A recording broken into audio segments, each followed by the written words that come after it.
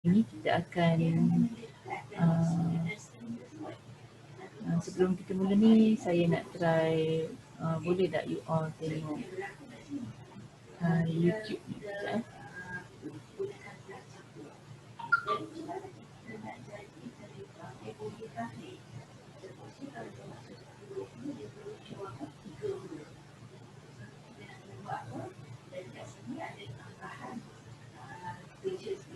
Okay, nampak tak ada YouTube tajuk depan ni usability testing. Can you see? Nampak. Okay, kita kalau slow tak apa, you can browse dulu, tapi untuk kelas ni saya tunjuk dululah sikit nanti kalau if you cannot dengar ataupun tu, you boleh cari dalam YouTube lah. Let's play the video dulu. Sekejap 3 minit ya.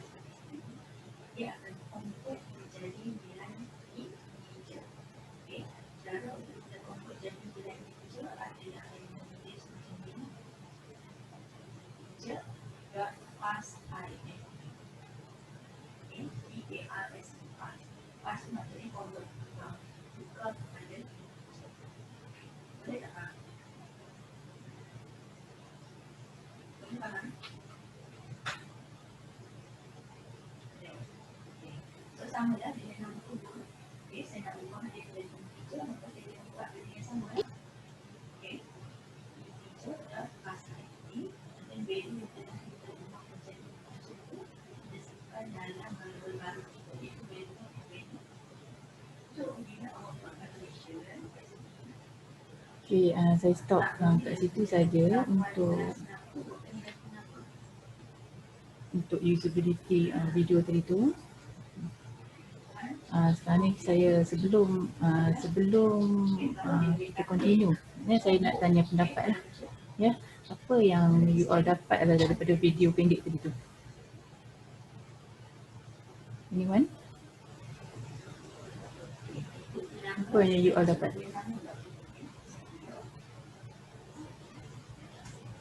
Siapa?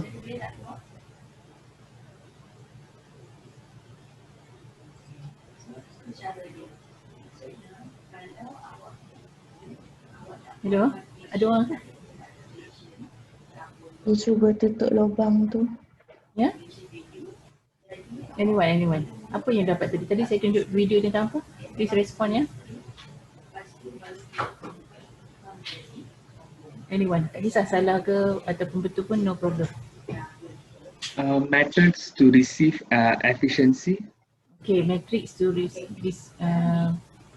macam matrix untuk kita ukur lah analyze efficiency of certain product lah kan. Okay, other than that, ada tak? What the video ataupun YouTube video tu shows? Describe about what? Sekarang nampak tak slide show saya ni? Nampak. Okay, nampak kan. Apa tajuknya? What is the title? Usability, right? Usability. Hari ni kita akan continue with usability. Okay, video tadi tu, ya. If you cannot see kan ataupun tak dapat dengar tadi, adalah untuk to test ya.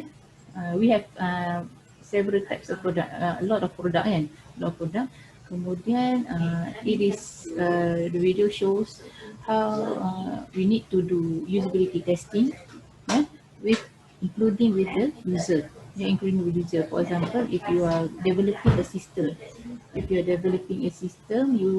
then who will be your user? Katakan your user will be teachers. You will be teachers. Jadi sistem tu after you have developed ataupun dalam proses development tu, you need to include the teachers ataupun guru-guru yang akan menggunakan sistem tu dalam pengujian kebolehgunaan ataupun usability testing tadi tu.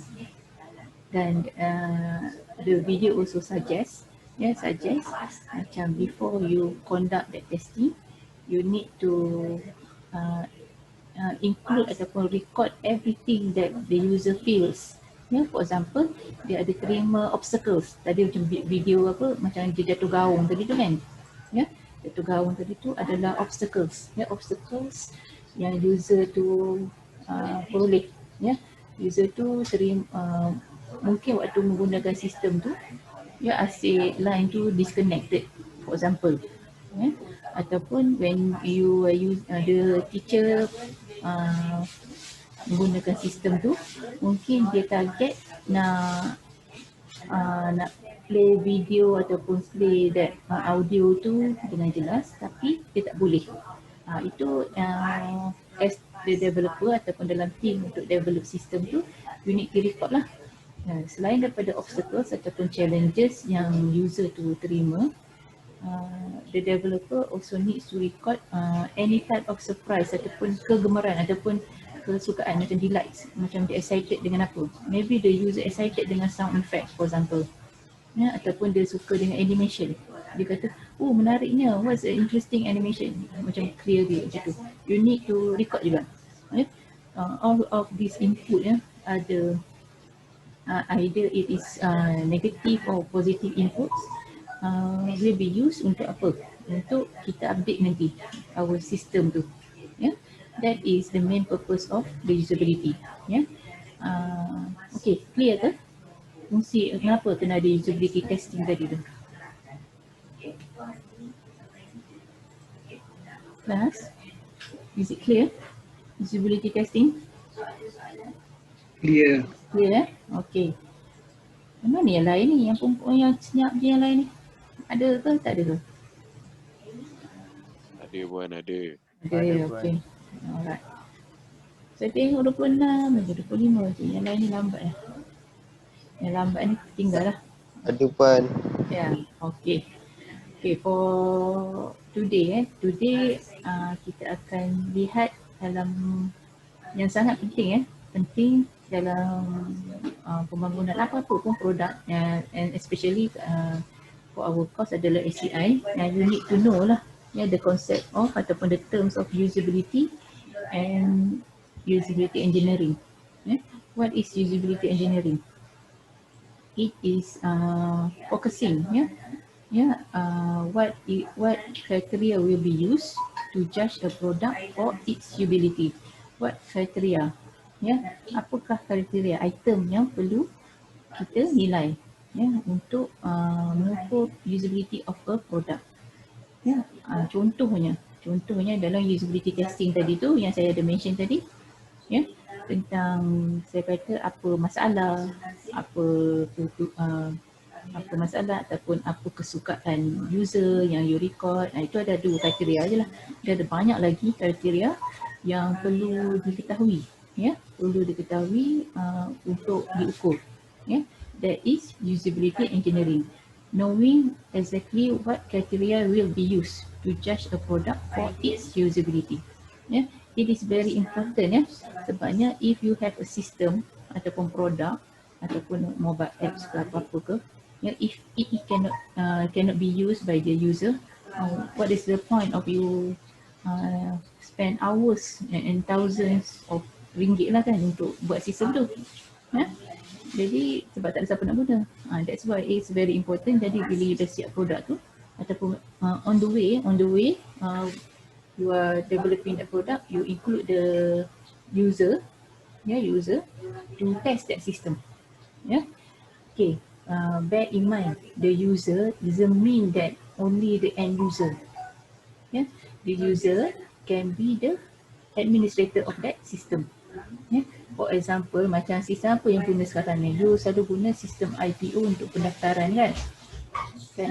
As a student, you are one of the user. As a teacher, I am one of the user. As penasihat akademik is also one of the user. And also as the pegawai ICT is also one of the user. Itu adalah users lah. Okay, and the usability, the ultimate test of usability is based on the measurement of the user experience. Ini maksud saya, user experience. User ni doesn't mean that the end user, doesn't mean that only the student, ataupun the teacher. It can be the ICT officer or the administrator officer, pegawai HCP. It's also various levels of user.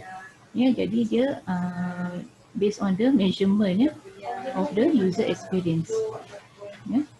Okay, usability engineering demands that the specific usability measures to be explicit as requirements.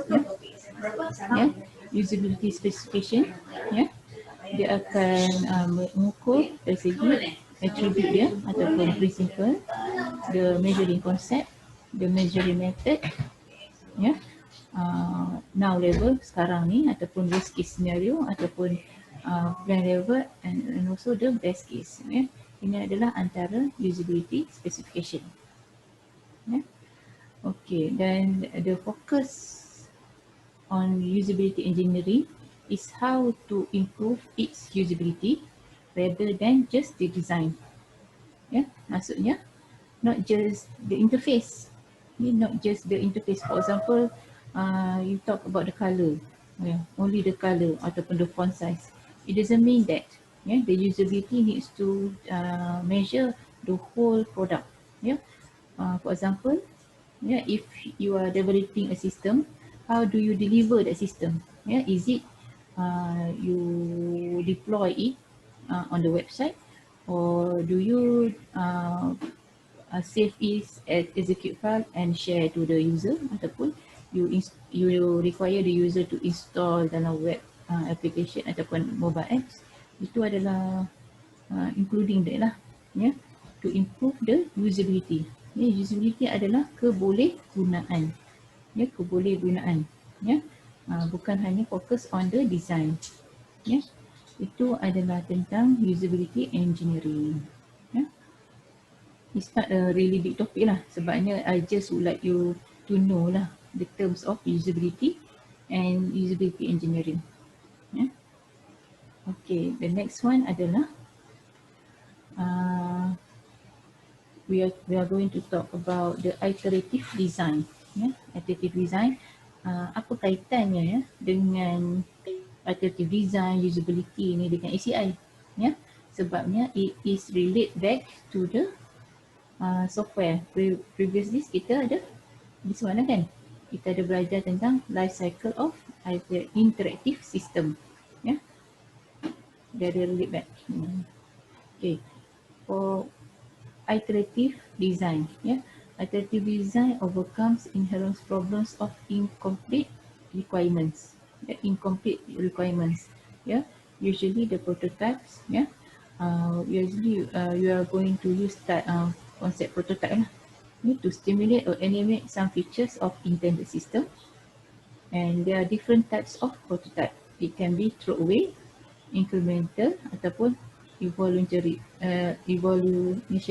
Maksudnya throwaway ni sekali buat terus buang. Ataupun prototype yang you penambah baik ataupun prototype yang terus berevolusi ataupun berubah lah. Dia berubah daripada asalnya you buat konsep command line, lepas tu you tukar evolusi, you upgrade kepada menu base. Kemudian you upgrade kepada apa nama tu, jadi 3D punya, ada modeling, ada augmented reality dan sebagainya. Itu adalah konsep-konsep prototype. Dan in the iterative design ni, kita relate balik kepada our previous class, previous topic yang in the interactive system ni nampak dia akan setiap kali every fasa ataupun every stages you can go back, go back to the previous phase, previous, so that it can be improved. This is the relation iterative design dengan our software development life cycle. And also in the iterative design also we have the management issues. You need to think about it lah. Kita ada berkaitan dengan time, planning dan functional features and contracts. Ini adalah berkaitan dengan perkara yang pengurusan lah. Why I mention this adalah for you to know lah, at least know that if each stages the user allow ataupun the developer is allowed to go back and check. Contohnya you have already detail design, kemudian when you buat coding and testing, you identify ada problem, go back to the previous phase. Lepas tu dah buat, then you proceed balik. Padahal ada masalah lagi, you go back again to the previous phase. Ini akan makan masa lah. For in terms of management perspective, you need to know lah juga you need to know at least when you conduct iterative design, dia ada beberapa perkara lah, isu ataupun constraint yang mungkin dihadapi. Akan libatkan masa, planning, bila ada perubahan, setiap kali perubahan you kena patah balik, then you need to extend the deadline ataupun extend the time lah. Dan bila ada time, dia akan relate kepada cost lah. Dan juga mungkin melibatkan dengan kontrak. Kalau you ada tak boleh nak deliver on time, you need to extend that contract. That is isu ataupun perkara yang penting lah. When you do product, you create product, develop product using the design process lah, dalam untuk ACI. The overall of our topic, outcome of our topic for topic 2 ni adalah the logical ataupun the flows that as a future developers, future system developers, semua adalah you all yang kena tahulah sebelum you develop sistem lah. Okay, ada soalan tak? Ke dah tak faham langsung lah ni? Saya tunjuk balik outcome ni untuk ni. Dalam topik 2 kita akan mention, ada belajar tentang interactive design, software development process kita dah buat, kita ada usability engineering dan kita ada iterative design. Plus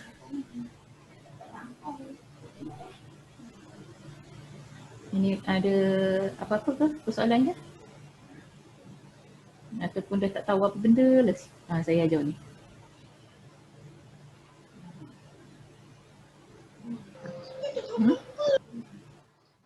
Tak ada Puan.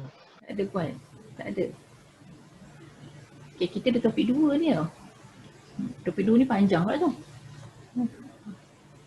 Okay. Okay, sebabnya kita tak boleh jumpa face to face kan. Jadi I hope that you check dululah dalam CDOS tu kalau ada nota-nota you download. Ada nota, ini saya memang tak upload lah yang nota belakang warna putih ni. Tapi ada nota dah sedia ada yang ada background warna tu, you can download dan baca dulu lah. At least you have the initial idea lah. Yeah. Okay, for this note, saya akan upload juga. Okay, yang previous kan kita tunjuk juga lah tentang user experience, so that you nampak lah, at least you recap balik, lama kita tinggal. Kemudian ada interaction design, kemudian kita ada, saya ada tentang ini kan, yang 5 dimension ni. Kemudian ada software development processes. Kemudian saya tunjukkan ada beberapa model of software development.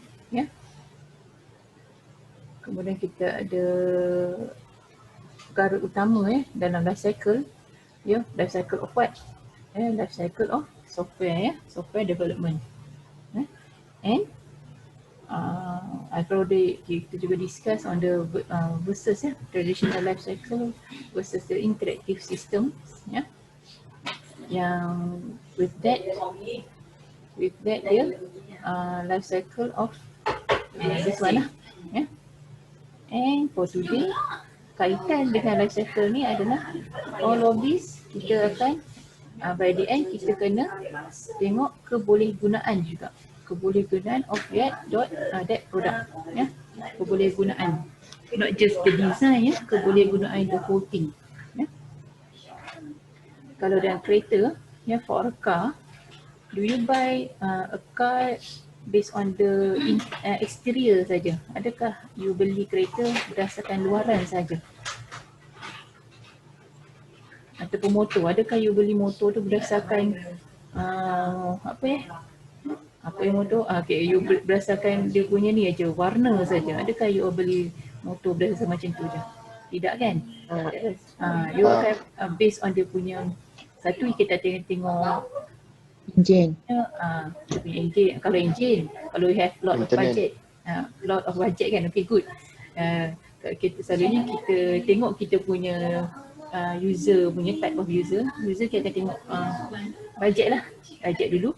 Okay, lepas tu you tengok baru you tengok interiornya engine, sebabnya nak libatkan pada maintenance ni macam mana. Sebabnya kita akan constrain kepada budget.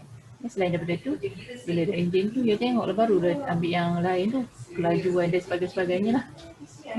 Dia produk mana semua tu. Jadi dia beza lah. Kalau orang yang bajet ni besar, dia tak kisah sama ada luar negara atau dalam negara. Kalau yang bajet yang kecil, dia akan lain lah punya perspektifnya. Itulah antara kenapa usability engineering perlu dibuat lah untuk every product yang ada di pasaran. What criteria will be used to judge a product for its usability? Not just the design, including everything. Kalau motor tadi engine, kalau contohnya you beli apa? Tudung. Tudung you need to nak minta post station. Selalunya orang akan, seller dia akan not just tudung masuk dalam plastik, dia akan packaging dalam kotak, dia macam itulah. Jadi bila dia rasa input daripada user, bila terima produk dalam cantik tu susun dalam kotak, user lebih suka. Itu adalah antara kriteria dalam usability testing. Okay.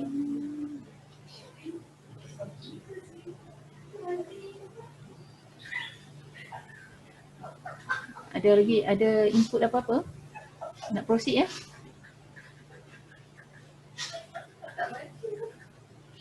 Proceed. Okay, saya proceed. Tadi adalah 2.1 chapter 2. Okay.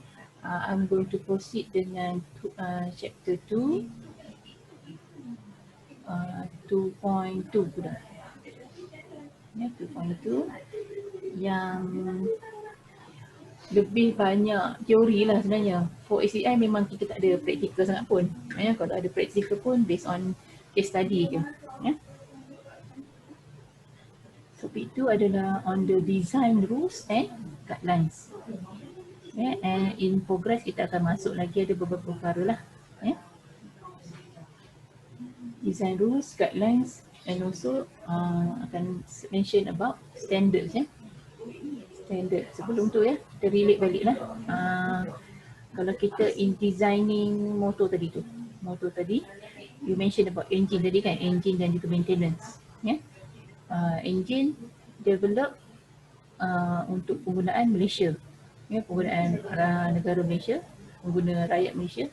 Jadi dia akan limited ataupun constraint to undang-undang di Malaysia lah. Itu adalah rules lah, rules. Jadi whatever product is being developed, dia kena tengok juga mesti ada some standards ataupun guidelines ataupun rules yang the developer needs to follow. Macam you all akan mungkin you sekarang ni saya selalu mention about sistem kan. Okay, sebabnya most of you are going to develop something lah yang berkaitan dengan sistem ataupun ICT punya produk. You buat satu sistem, sistem you kata you nak buat sistem yang boleh men-scan ATM card dari jauh supaya dapat password dia. Itu boleh ke? Boleh ke? You niat nak buat satu sistem yang boleh scan ATM card daripada jauh so that you boleh retrieve the password ataupun PIN number. Boleh ke? You cannot do that. Tak boleh do that kan? Sebab memanglah menariknya dapat bila scan je ATM card tu dapat terus PIN code dia. Memang menarik, tapi tak boleh sebabnya kita akan we have constraint lah dengan rules lah. Rules dan juga guidelines lah. Itu adalah antara perkara lah. Antara perkara. Tapi kalau you dapat develop sistem tu, you jual memang ramai nak beli tu. Tapi bahayalah. Okay. Let's start dengan what is the design rules. Design rules. The design rules, dia punya function utamanya adalah for maximum usability. The goal of interaction design adalah for maximum usability. It means that kalau sebaiknya bila you dah buat something tu, dia kena ada maximum lah for optimum usage lah. Kita tak nak lah, mungkinlah pengguna dia boleh buat sistem ni, kita boleh guna sistem ni 50% pun tak apalah. Sepatut boleh print dah dokumen, tak boleh print tak apalah. You cannot think about that lah. You kena maximum usability. Kalau your system tu you boleh sampai boleh print dokumen, should be kena dapat lah sampai boleh print dokumen. Okay, the principle of usability, penggunaannya adalah untuk for general understanding. Kita ada prinsip of usability untuk general understanding ataupun pemahaman umum lah, pemahaman umum di antara semua peringkat. Simple thing lah, simple thing macam traffic light. For traffic light kita ada color apa atas. For traffic light kita ada yang first atas apa for traffic light? Warna apa? Kuning, merah, kuning. Kuning, merah, hijau, kuning. merah, kuning. Cuba cakap. Apa warna traffic light? Kuning kat kita ada Kuning kat tengah. atas ni hijau ke merah? Hijau. Hijau kan? Okey, atas hijau, bawah ni kuning. Kuning. Ya ke? Ke merah atas? Saya dah confuse. Merah atas itu merah bawah? Betul lah tu. Betul. Macam tu. Ya, confirm Merah atas. Merah atas. Merah atas. Sebab apa? Pandai jawab. Sebab apa merah atas? Sebab bagi nampak. Yes. Merah lagi penting lah. Lagi penting nampak. Nampak tu pada roti. Kalau atas tu maksudnya dia utama. Dia utama. Jadi merah ke atas tu jadi from jauh bagi nampak kena stop. Kalau you change that design kan macam ni. Akan nampak orang you buat macam ni buat merah. And this one you buat hijau. Jadi hanya orang dekat je akan nampak. Yang kereta parking yang dekat dengan traffic light nampak, kena berhenti. yang lain, jadi dia punya priority adalah macam itulah, ya. Itulah sebabnya principle of usability kena ada general understanding, dan not just the warna, ya. Macam ini kita kena penting dia ada kedudukannya kan. Nampak kedudukannya pun is very important juga lah. Itu adalah untuk general understanding, ya. Okay, then we have standard of and guidelines for the hala 7 lah, direction of design, yeah. And we also have the design patterns, yeah, untuk capture and reuse the design knowledge, yeah. Kita ada design patterns. Pattern ni maksudnya contohnya kalau kita ada logo, logo kita boleh guna sama baliklah logo tersebut, ni sebab dia dah ada patterns, ya. Okay. Next slide adalah types of design rules, ya. Types of design rules. Okay, saya punya masa dalam Zoom ni tinggal kurang daripada 10 minit, ya. Saya stop.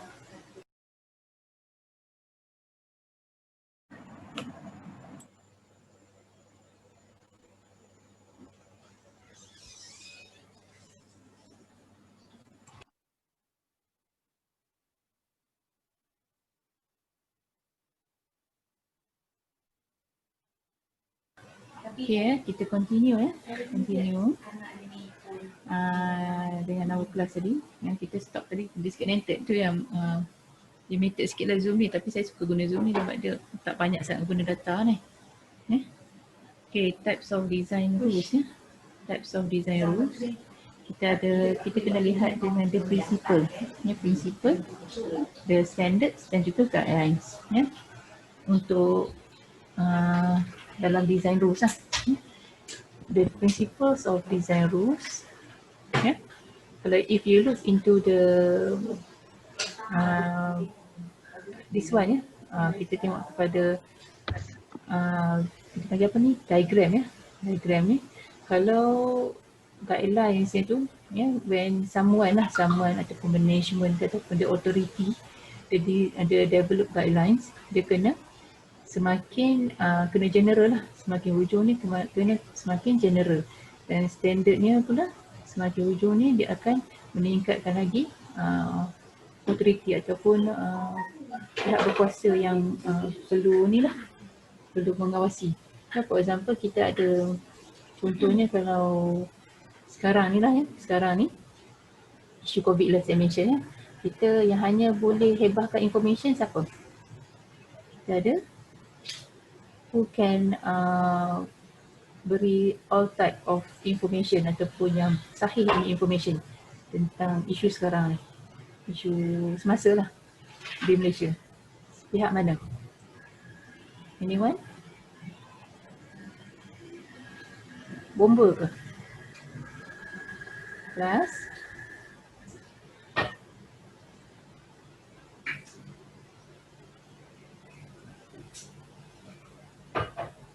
dengar ke saya ni? Dengar Puan.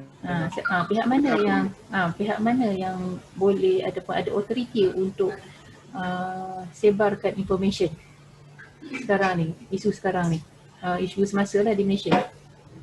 Bomba ke, ambulans ke, ataupun media sosial ke, YouTuber ke, siapa yang ada kuasa ataupun authority untuk sebarkan maklumat? Social media.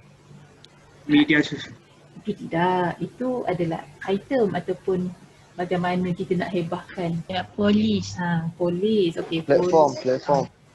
Kita ada platform kan, social media. Kita sekarang ni kita ada tahu MKN tu, Majlis Keselamatan apa? Negara. Ya. Majlis Keselamatan Negara, ya. Majlis Keselamatan Negara yang ada authority untuk hebahkan sebarang maklumat yang sahih lah, yang sahih. Jadi selain daripada itu, kita boleh dianggap berita palsu lah, ya, berita palsu, ya. Itu adalah guideline lah, ya, guideline ataupun authority yang boleh adalah daripada MKN, Majlis Keselamatan Negara, tapi yang buat guideline-nya adalah siapa yang dalam Majlis Keselamatan Negara. Kita ada Kementerian Pertahanan, kita ada Kementerian Kesihatan, ya, ataupun semua kementerian ni dia ada pihak-pihak yang masuk dalam MKN yang create the guideline, ya. Okay, balik pada tadi, ya, principles ni adalah abstract of the design rules, low authority, high generality. The standards, dia ada specific design rules, the high authority and limited application, and guidelines kita ada lower authority and more general application, ya. Nanti in times kita akan discuss more lah on this topic, ya. Okay, the by authority, what does it mean? Yeah, it means that indication whether or not the rule must be followed in design or whether it is only suggested. Yeah, authority. It means that katakan when you conduct usability testing tadi, when you conduct usability testing tadi, one of the user ataupun pihak yang join dengan testing tu, satu, you buat tadi sistem IPO tadi kan, you cuba dengan pelajar. Okay, pelajar. Kemudian satu lagi, you cuba pula dengan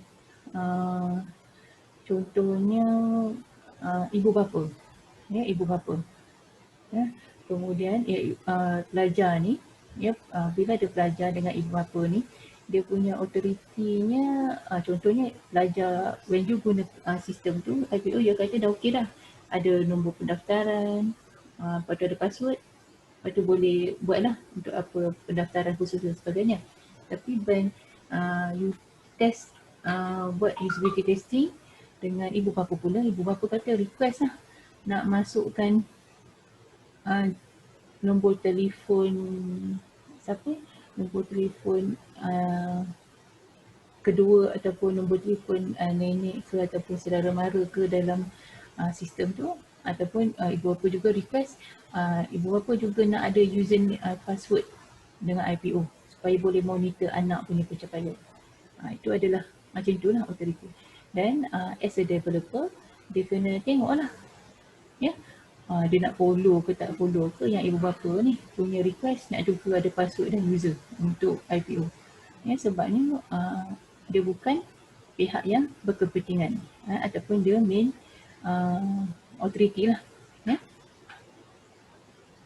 And the next adalah by generality, ya, whether the rule can be applied to many design situations or whether it is focused on more limited application situation.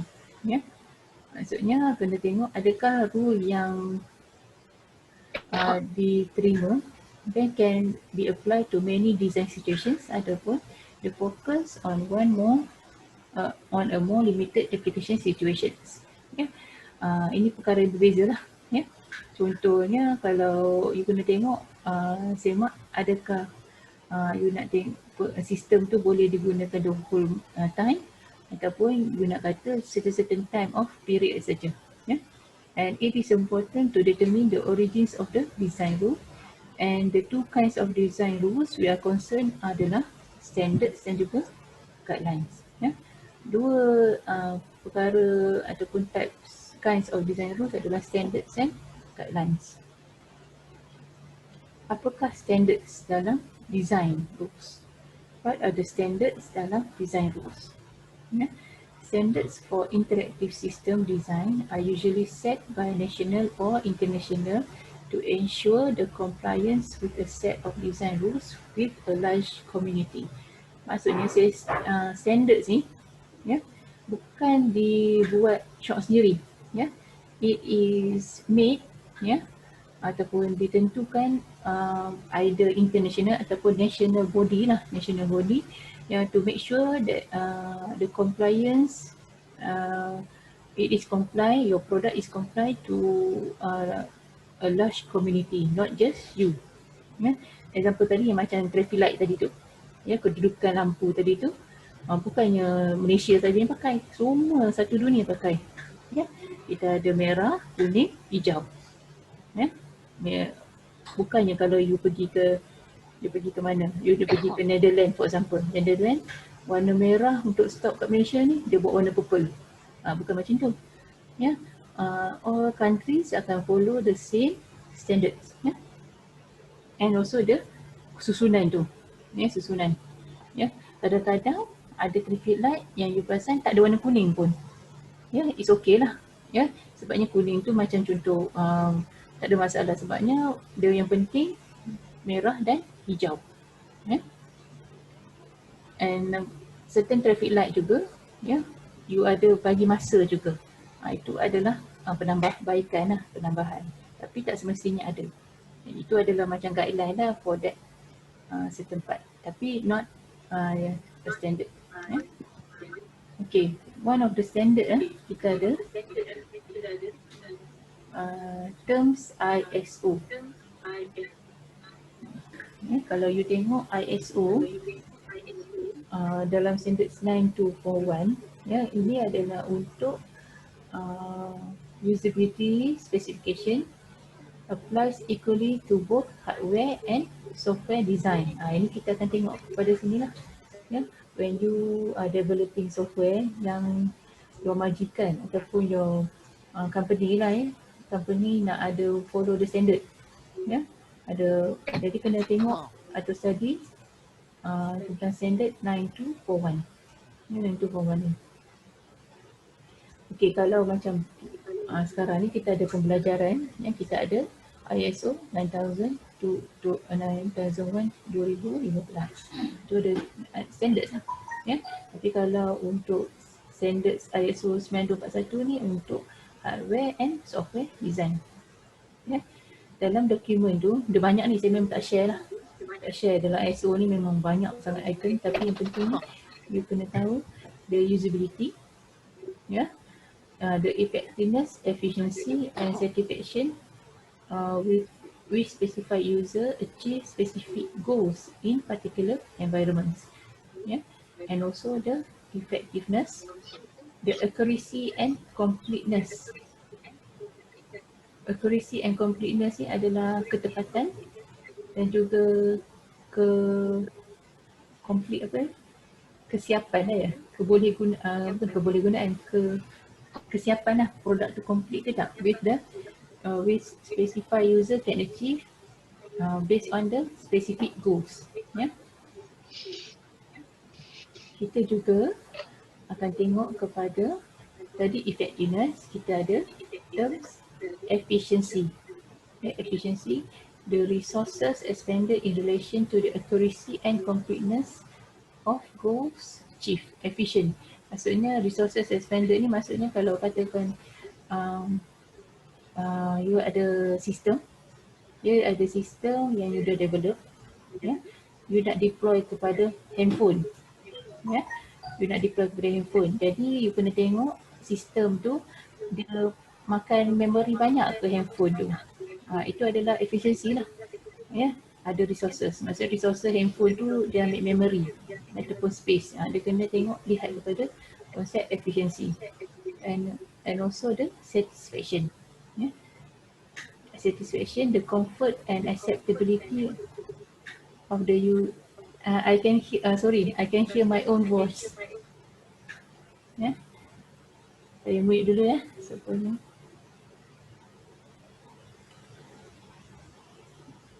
Okay, saya continue balik. Okay, efficiency tadi, the resource expended in relation to the accuracy, ya, accuracy and completeness of goals achieved. Ini maksudnya kalau efficiency of that system, sistem tadi you dah siap, tapi you nak deploy to where? You nak deploy ke handphone. Jadi you kena semak lah adakah your system ni dia akan use sampai memory almost berapa 10 megabyte for example, ataupun the base folders, ya, kena tengok lah. And also the satisfaction, ya, the comfort and acceptability of the work system to its user and other people affected by its use, ya, satisfaction. Usually-nya paling senang nak ukur adalah user satisfaction lah. suka ke tak suka nak guna sistem tu. For example, sekarang ni banyak kita menggunakan skala Likert tu, satu markah sangat tidak memuaskan, yang kedua memuaskan, yang ketiga sederhana, yang keempat sangat memuaskan. Macam tu lah. Kita ada macam satisfaction untuk mengukur satisfaction.